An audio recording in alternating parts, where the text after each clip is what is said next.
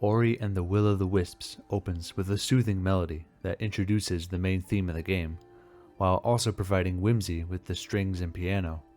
While the leitmotif is the same as the one from Blind Forest, this version is more subdued, as it reflects how Ori has matured since the end of the first game, and how this game is about their journey towards a bigger purpose, which might also be why this theme sounds both nostalgic and a little melancholy at the same time.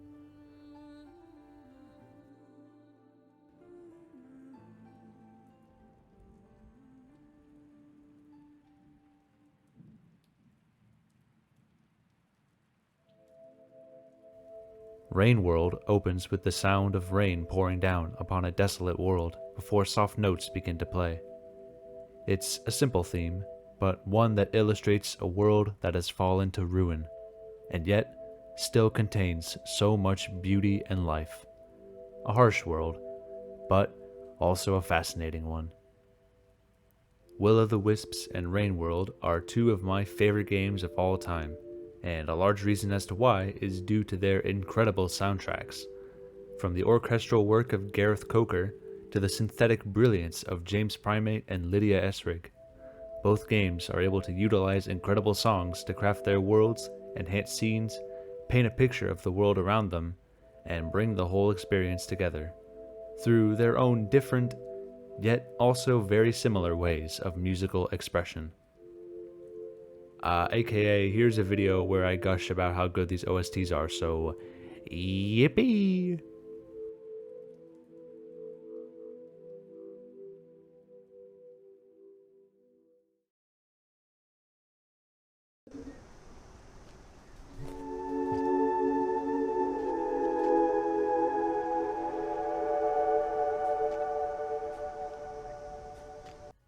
Now, one important distinction between these two games is how these songs are constructed and presented. Gareth Coker had the luxury of a whole orchestra when recording Ori 2's soundtrack, and as such, each song has the musical mastery of a live band behind it. Rich strings permeate every song, like this one, and they work well to create an atmosphere of relative peace. Of course, not everything is all well, as the song still carries a hint of sadness, what with the motif of the storm sprinkled in here and there, which we'll come back to that later. When entering a new area for the first time, nailing the atmosphere and tone can go quite a long way towards making it memorable, and sometimes, keeping things subtle and quiet can work wonders, like how Quolok's Hollow features a low bass clarinet accompanied by some nifty percussion, before piano and mallets set the scene of a damp and mysterious marsh.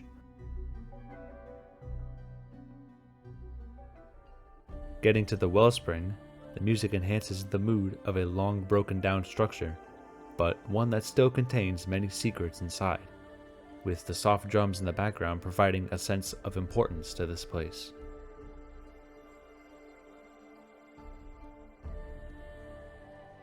The secluded village nearby is shining with joy, as it serves as the main town of the game, and as such, the music gives comfort and warmth, like revisiting an old friend. While the world outside contains many dangers, at least while you're here, you and your friends will be safe.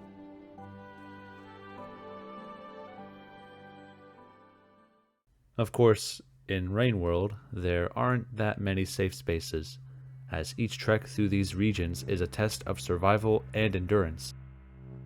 Unlike the organic live band, James Primate uses lots of electronic instruments, from soft pads to harsh striking keyboards, to craft his scenes. Outskirts, the first area of the game, has background music that gives the vibe of uncertainty. This isn't unfamiliar land, and there might be danger around every corner. And of course, a lot of this has to do with key signatures and chords and whatever, like, come on. I'm not a music major, so don't ask me anything about that, I won't know any of it. The point is, Rain World does a very good job at making you feel on edge.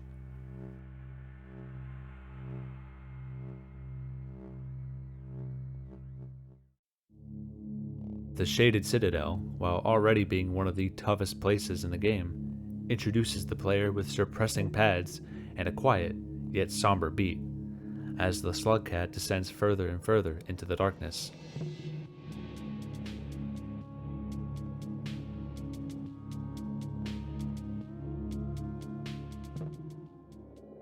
If you're able to push forward, you'll even find yourself inside the leg of a massive superstructure, and here, the music takes on a more technological vibe, and definitely a more foreboding atmosphere, like you're exploring somewhere you shouldn't be.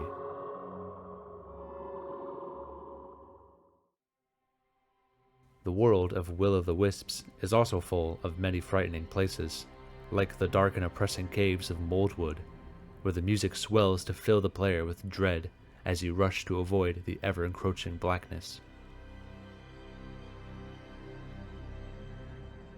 However, a soft melody still persists in the gloom, a reminder of what this place once used to be, before it became like this.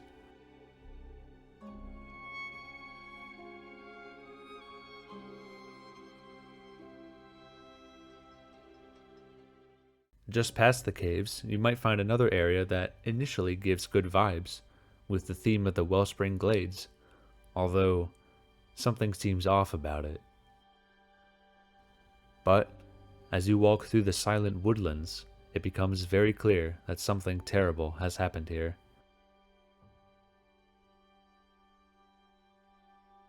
The quiet piano and distant voices make the player feel ever lonelier, as this place used to be a home for the Moki before it was destroyed.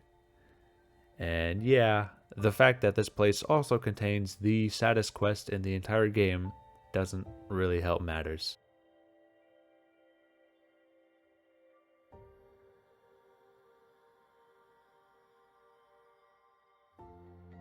However, there also exists places of enchanting wonder, like the lush and colorful Luma pools, with the music inviting the player into a magical place filled with lots of bubbles, I guess.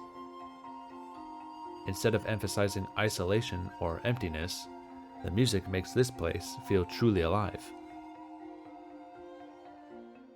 When climbing the tall peaks of Bar's Reach, the player is able to witness incredible winter sights, as the beginning of this track gives this place the splendor it deserves, while also carrying a burden of lament that this area, like all the others, is suffering from a terrible plight.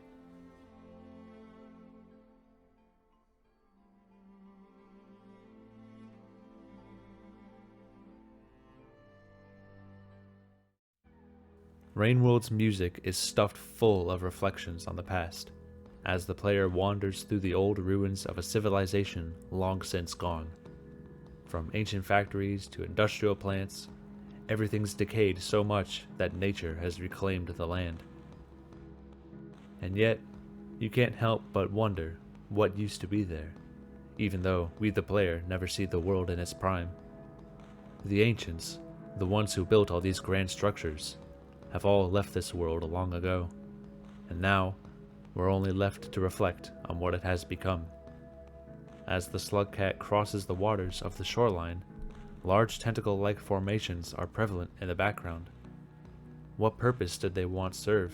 What secrets do they hold? Ultimately, does it even matter?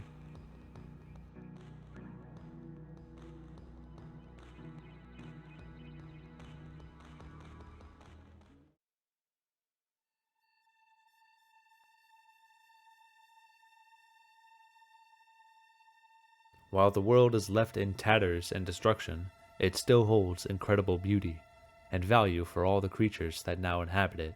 Climbing all the way to the top of Five Pebbles' superstructure, we can see a gigantic city on its rooftop. Who knows how many hundreds or even thousands of people used to live here, but now, the empty buildings and silent streets are all that remain.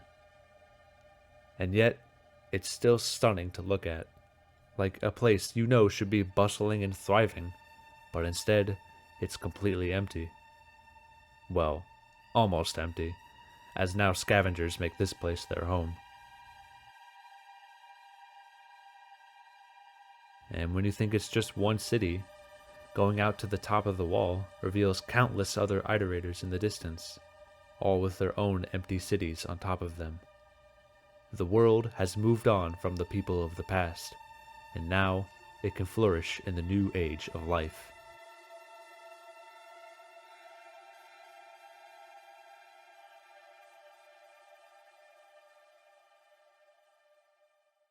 Nowhere does this game exemplify this better than through the first song you hear in actual gameplay. After going through the tutorial, surviving the first cycle, and climbing up towards the surface, you eventually emerge, and are treated to a short little tune. This little 40-second song perfectly encapsulates the tone of Rain World, that of a land that continues to live on even despite all the ruins and old buildings left behind, that nature and life can still grow and thrive even in the harsh environment, and that this world is still worth exploring.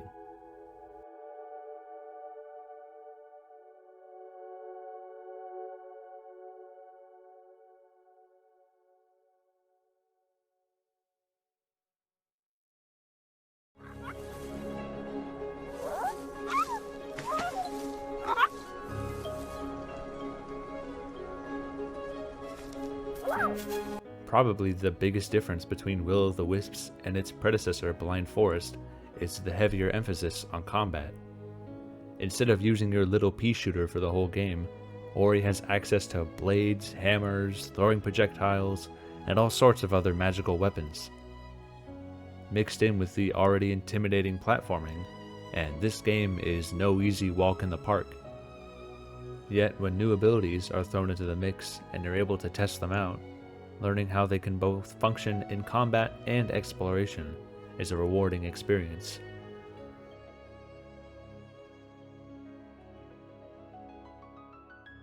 A notable moment comes when getting the returning Bash upgrade from the first game, which is also like the best power-up easily.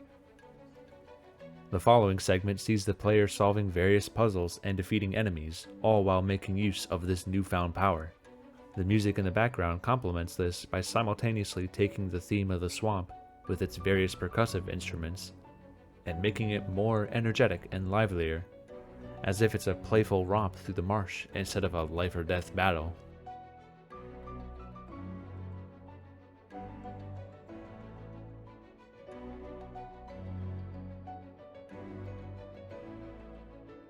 The game does this quite a few times, where at the beginning of an area the music is calmer, yet also more ominous, as you traverse an unfamiliar landscape.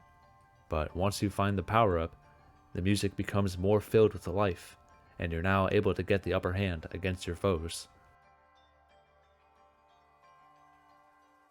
When getting the Fireball upgrade in Bar's Peak, the music shifts to a tone that still carries the same mystical aura of the previous track, but now mainly features higher voices, like flutes and the glockenspiels in the background.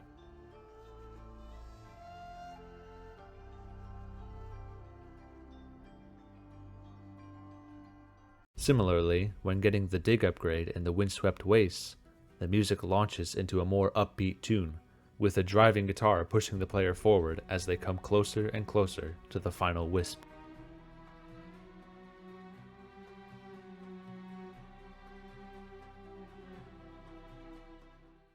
Now, in Rain World, you're pretty much constantly in danger, and instead of worrying about what specific enemy is after you, the game instead forms its various threat themes around the location you're in.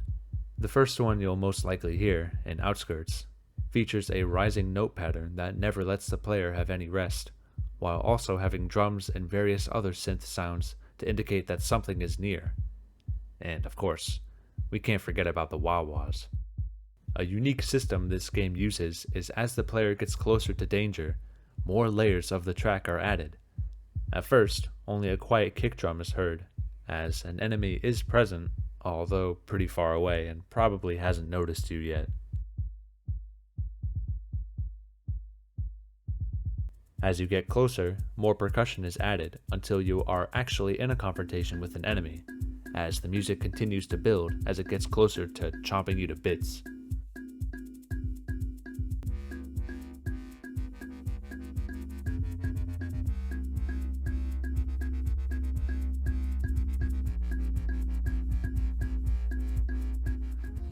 only when you are absolutely cornered and almost out of options does the full track come in, like the game itself is panicking as you are about to die.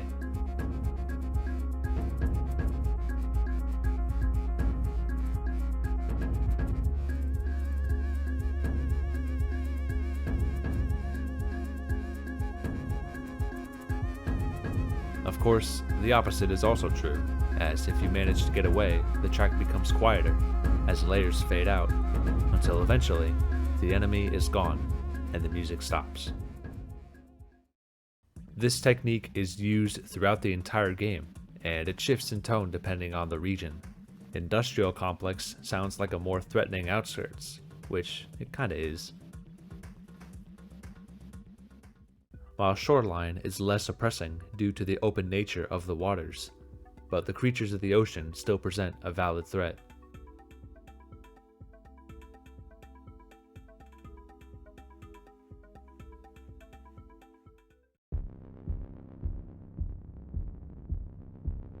Meanwhile, in somewhere like the Underhang, the threat music is perhaps the most threatening of all, as one wrong slip will send you plummeting to your death.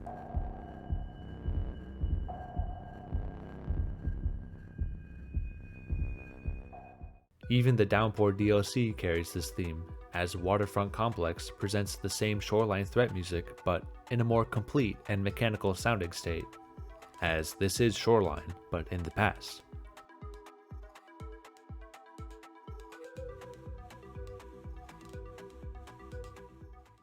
Meanwhile, in the Outer Expanse, the music sounds completely foreign to every other region, referencing how this place is outside of the Iterator grounds, like you're stepping into alien territory.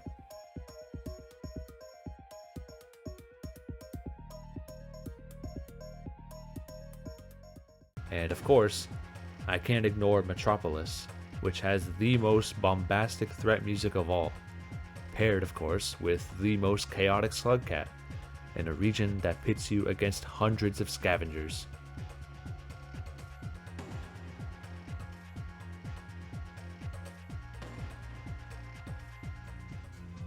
This track even has a special night variant, as Metropolis is one of the few places in the game that is unaffected by the rain. When the sun sets, stronger enemies like elite scavengers come out, and the music takes a more sinister turn.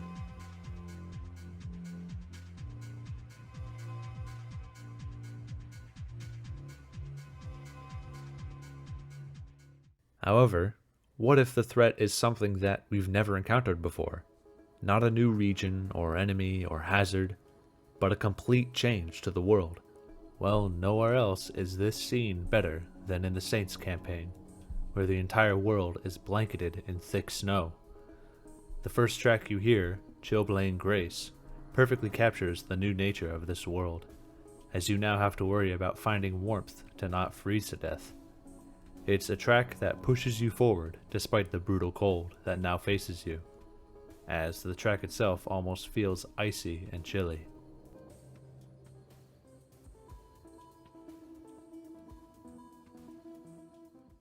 Another example is, unlike the first game, Will o' the Wisps actually has bosses to fight, and like how Ori is surprised by Howl at the beginning of the game, the music complements this by filling the player with fear as they run away from it.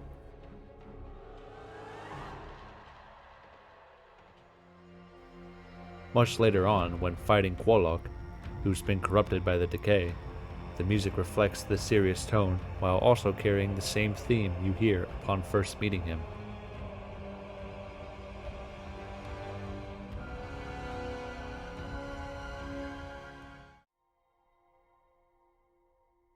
Even after you're victorious, his theme still gets a chance to shine through as he fades away, granting the player the strength of the forest.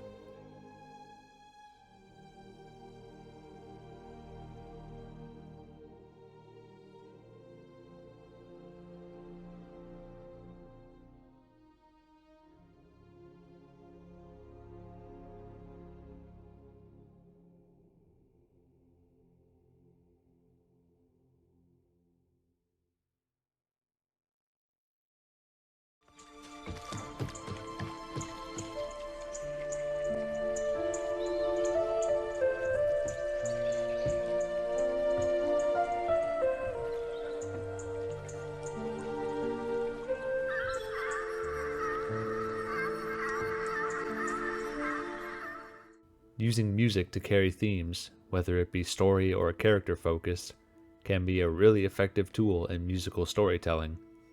Ori 2 has plenty of these examples of leitmotifs, and they frequently show up in multiple songs.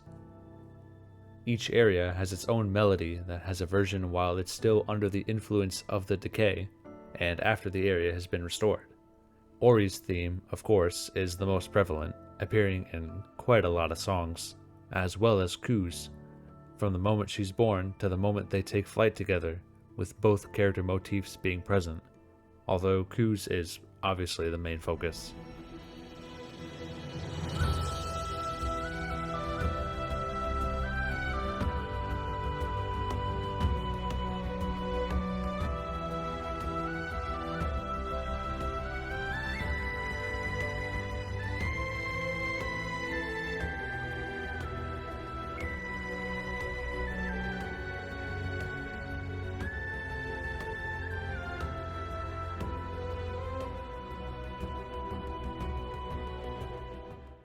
When the two get separated by the storm, Ku's theme is heard again, though in a somber tone, as Ori searches for the missing owlet.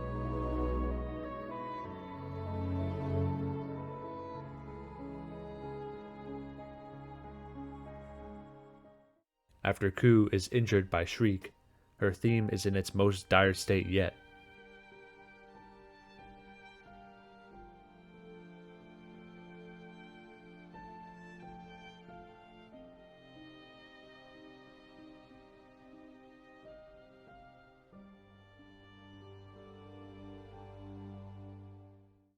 Speaking of, Shriek makes their first appearance in a powerful way, and their theme is boldly stated.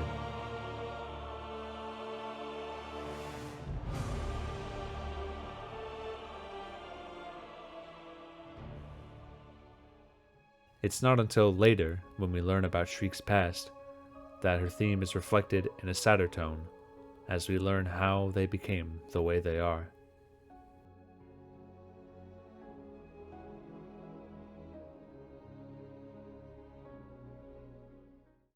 And so, ultimately, when Shriek and Ori come face to face for their final battle, the music includes both of their themes, with the former dominating the early part of the fight before the latter gets a chance to shine midway through, almost like a beacon of hope in this desolate situation.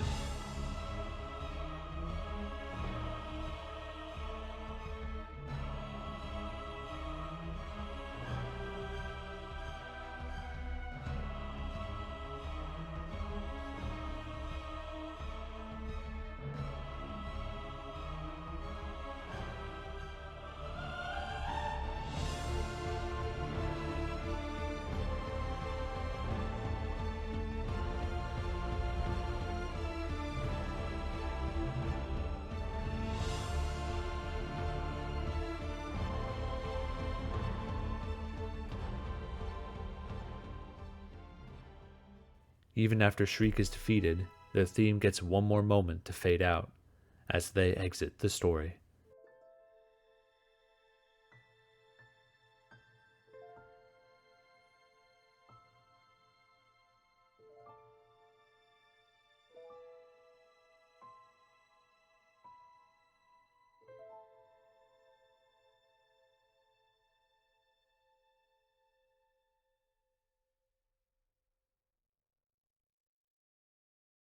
Rain World doesn't really have a forefront narrative. I mean, you're just looking for your lost family. Although there is an underlying story if you pay close enough attention. Told across 8 different campaigns is the tale of 5 pebbles and Looks to the Moon, and how they both have evolved in this bleak world. I already mentioned the opening theme and how it established the tone of the game, but both Moon and Pebbles get their own variations of this theme as well. As you stumble into Moon's chamber and she jolts awake in your presence, her theme is quietly heard in the background, muffled by electronic sounds, echoes of a once great machine that is now crumbled to ruin. Yet she still persists and serves as a friendly face to encounter. Granted, you don't fucking kill her. The soft yet sweet nature of her music reflects her character, that being one who has grown to appreciate the world around her despite her state, and will happily read pearls for you to gain some more insight on the history of this place. Even though she lies in complete ruin, she still finds ways to be happy.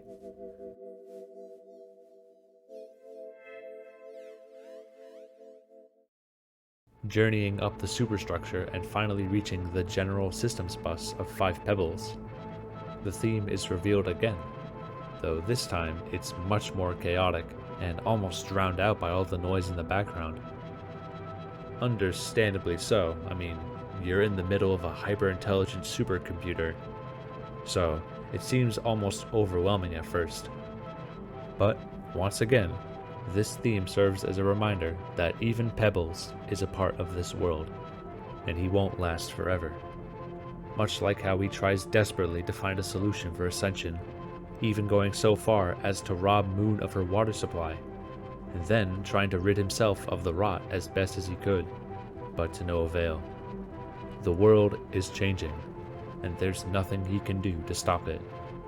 In his first confrontation, he comes off a bit of an arrogant douchebag who cares a little of the outside world, though he still gives the mark of communication and tells the Slugcat where to go. But the DLC has expanded on his character in marvelous ways.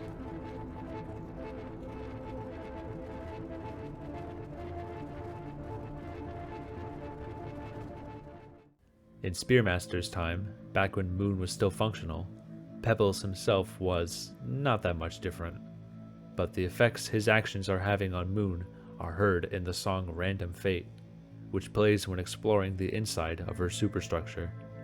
As the main theme is heard once again, it almost sounds like it's dying, as more and more of Moon's systems fail, and the time of her collapse draws nearer.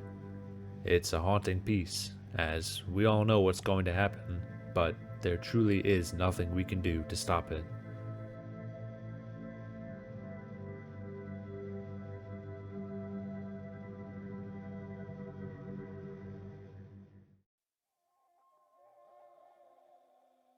Much later on, when Pebbles' can has thoroughly been taken over by the rot, the music is haunting in a different way, as now the consequences of his actions have finally caught up to him.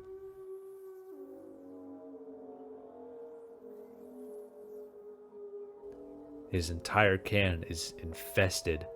There's no way to get rid of it now, and even his own impending collapse is coming. And once again, there's nothing he can do but sit in his chamber, alone.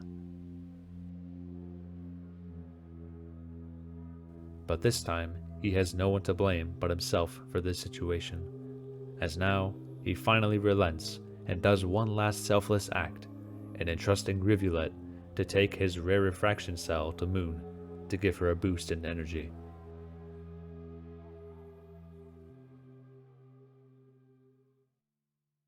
Both him and Moon are trying to survive in a decaying world, and by the time of the Saint, both are on their last legs. While some of Moon's systems have been restored, it's unclear how much longer she can survive in the bitter cold, and how much longer she can live being alone.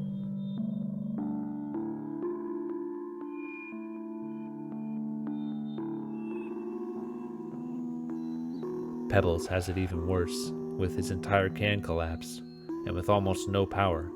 All he has is his music pearl, which itself has started to malfunction in the cold.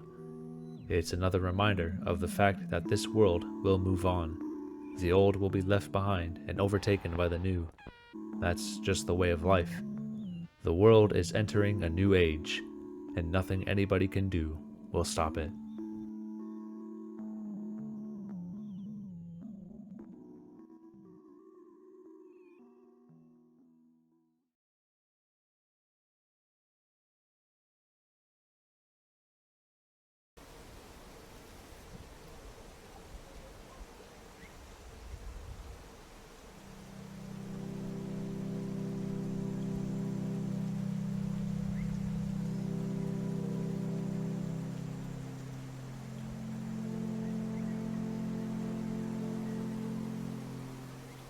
There's a moment in Rain World that sticks out to me, and it's a relatively small one.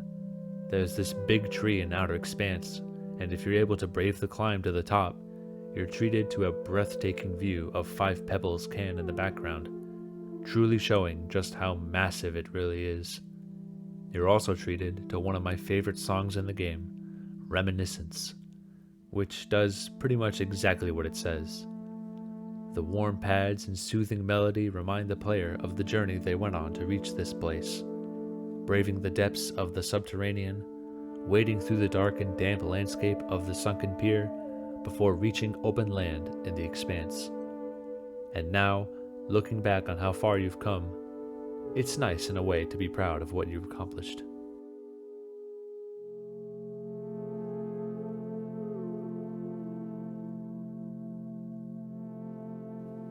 Through all the hardships and struggles you'll face in this game, there is a light at the end of the tunnel, and for some, they'll find it here, as the Slugcats return to their home, with their journey having come to an end.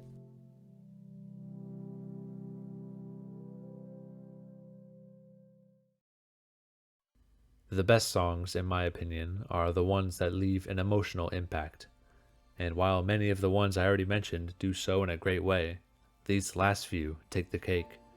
Will of the Wisps is a very melancholic game, with the world going through hard times, and Ori themselves struggling with growing into having more responsibility. But when I reach the top of Bar's Peak and hear the whimsical music and quiet tones as I stare out into the beautiful landscape, I realize that things will be okay in the end, and that this world is indeed worth saving.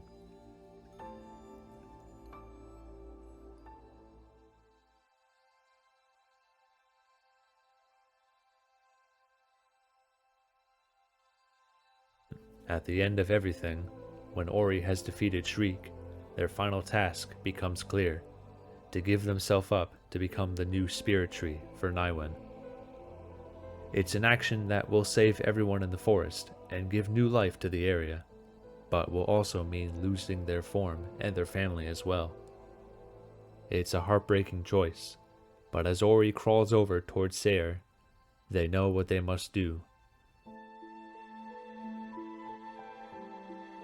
Pulling out Ku's feather and hearing their theme one last time as Ori says goodbye to their sister is just crushing.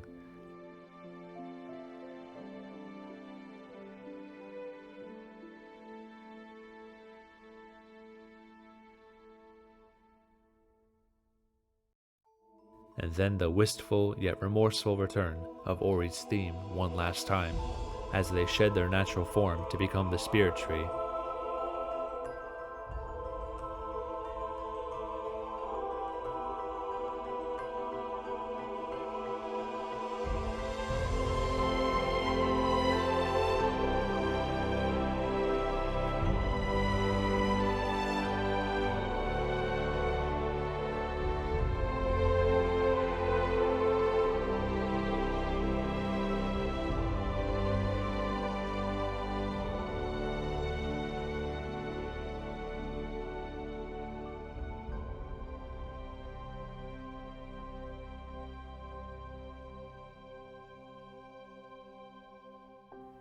Man, that got me.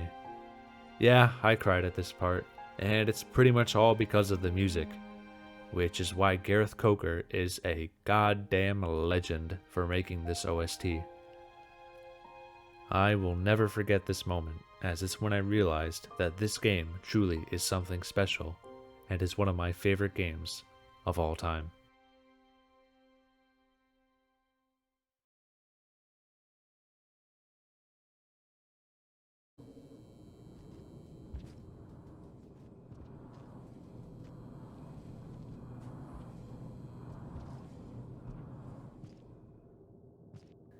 Rain World's final moments are captivating in a different way, but remain just as memorable, even despite not really knowing what was happening the first time around.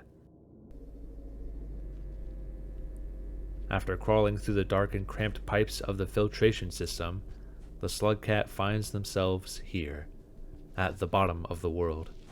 The rain won't reach them down here, and there really isn't a way back up, so the only thing left is to push on.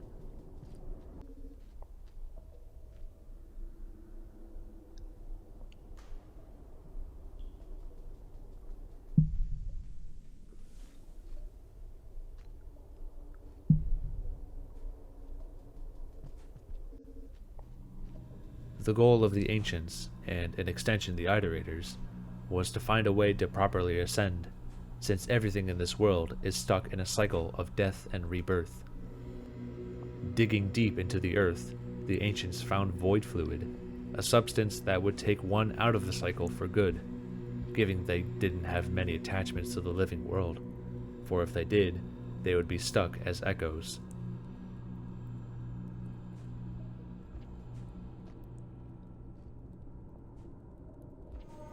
For this reason, the iterators went to work finding a solution to this great problem, and even after all the ancients eventually left anyway, they still work at it to this day. And yet, the Slugcat can find themselves taking this pilgrimage themselves, as reaching max karma and entering the depths was the only way to beat this game before the DLC.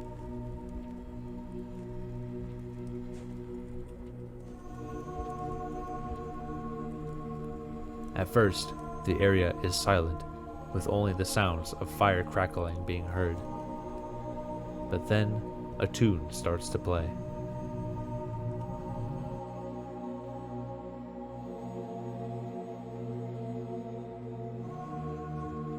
A song that simultaneously feels like the end of a long road, a sad reflection and farewell to the world above, and a peaceful acceptance of what's to come.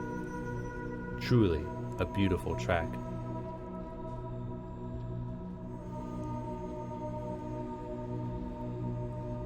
Hearing this while wandering through the depths for the first time was pure magic, as there really is nothing else like this anywhere else in the game. It's the only place where you can finally break free of the cycle.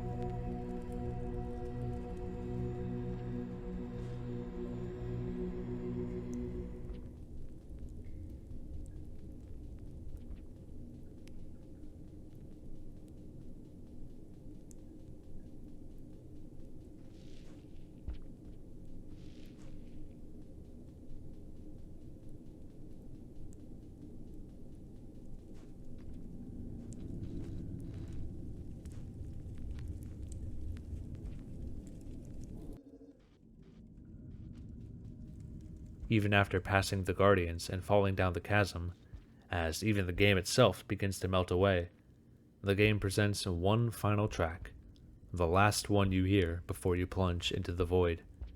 It's similar to the previous one, only even more subdued, like something you would hear at the end of the world.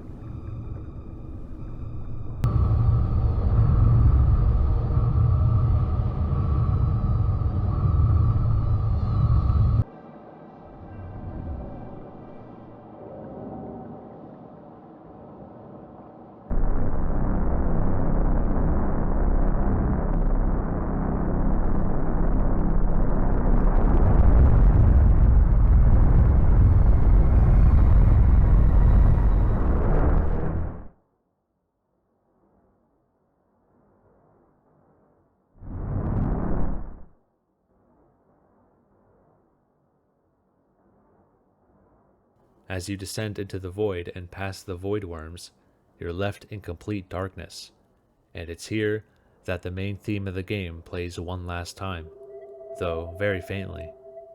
It's almost like it's being played at the bottom of the ocean, and as the slugcat swims towards the light, it serves as one last farewell to the land of Rain World, as you transcend from this life and escape the cycle.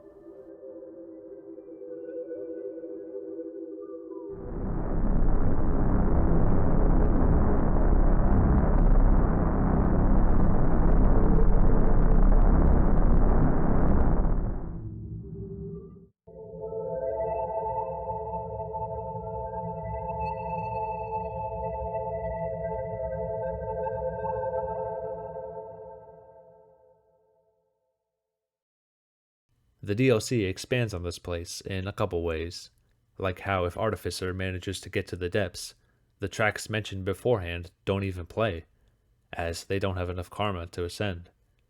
Even if you drag a scav with you to get past the Guardians, the trek all the way down to the Void Sea is silent.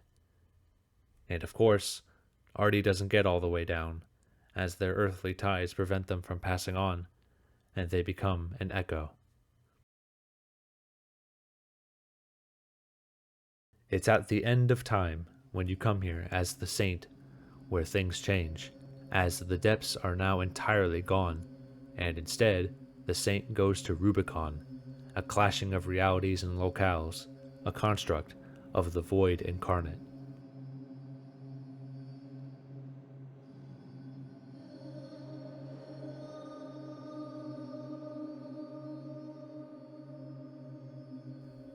There's no music to accompany you down here, as your only goal is to survive the waves of tough enemies and deadly hazards. But after reaching the top, and having one last conversation with Moon and/or Pebbles, the Saint begins their swim into the Void Sea, swimming upwards instead of downwards. And it's here where another theme starts to play, that being a reversed version of another track, the first one you hear upon beginning the game. Where pictures of the past introduce the player to the game and its world, the cycle brings everything back full circle, like the game itself has gone through a cycle, and as Saint ascends the Void Worm and fades away, it's revealed that they too are stuck in a cycle, just like everything else, ending the game in perhaps the most fitting way possible.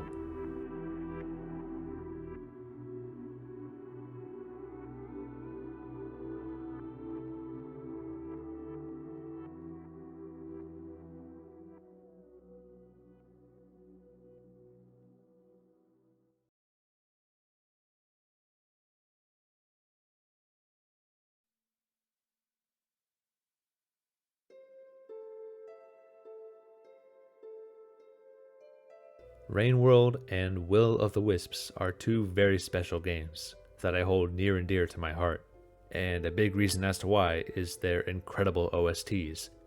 So, a huge shoutouts to Gareth Coker and their incredible orchestra for their amazing work, as well as James Primate, Lydia Esrig, and all the others who worked on the Downpour OST for their spectacular work as well. I mean, there's a reason why these games cover my top Spotify charts. 2022 had 23 of the top 100 feature Ori songs, mainly from the second game, and 2023 had 27 Rain World songs in the top 100. So, TLDW, these game soundtracks are amazing. Now, I'm gonna go listen to some more bangers. See you later.